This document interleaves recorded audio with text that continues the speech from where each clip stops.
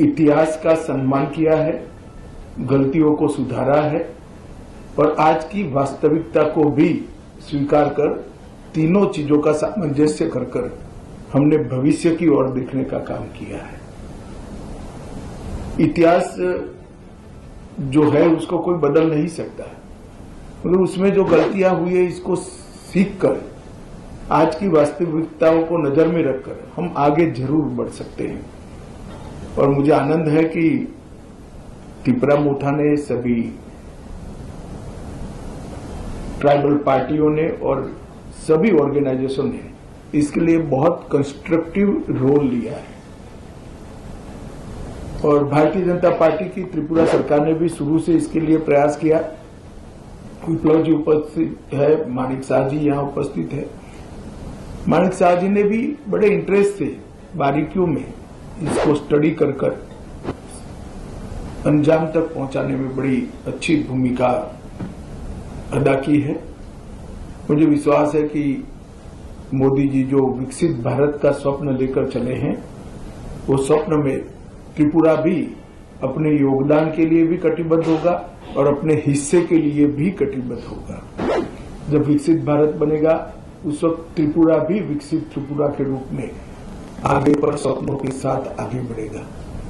प्रधानमंत्री जी के नेतृत्व में गृह मंत्रालय ने उग्रवाद मुक्त, हिंसा मुक्त और विवाद मुक्त नॉर्थ ईस्ट की कल्पना को साकार करने का प्रयास किया है। हमने ढेर सारे संगठनों से बात की, सरेंडर्स भी बहुत हुए। करीब करीब 10,000 लोग हथियार छोड़कर मेन स्ट्रीम में आए हैं और इसी के कारण आज नॉर्थ ईस्ट में विकास का एक माहौल बना है। ब्रू रियांग का समझौता हो या सीमाओं का समझौता हो, शुरुआत उसकी त्रिपुरा से ही हुई थी और ये टर्म में अब क्योंकि हम चुनाव में जा रहे हैं, अंतिम समझौता भी त्रिपुरा का हो रहा है।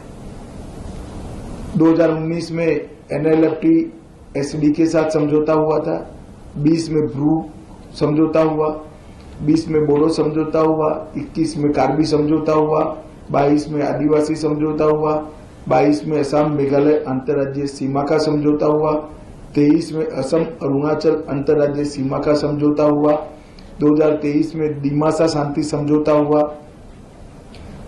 2023 में यूएनएलएफ का समझौता हुआ और 2023 में ही उल्फा का समझौता हुआ और अब ये समझौता हो रहा है। तो कुल मिलाकर 11 अलग अलग प्रकार के सीमाओं से जुड़े हुए, अपनी पहचान से जुड़े हुए, अपनी संस्कृति और भाषा के लेकर संघर्ष करने वाले सभी के साथ सामंजस्य पूर्वक बात कर हमने संघर्ष को समाप्त करने की दिशा में काम किया है।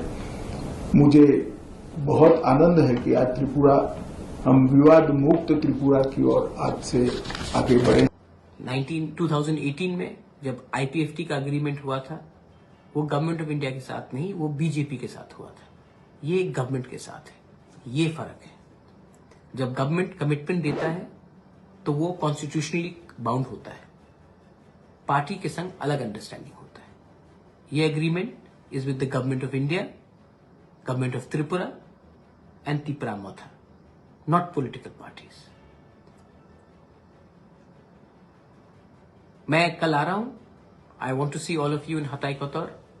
सेलिब्रेट कीजिए, लेकिन किसी को नीचे मत दिखाइए।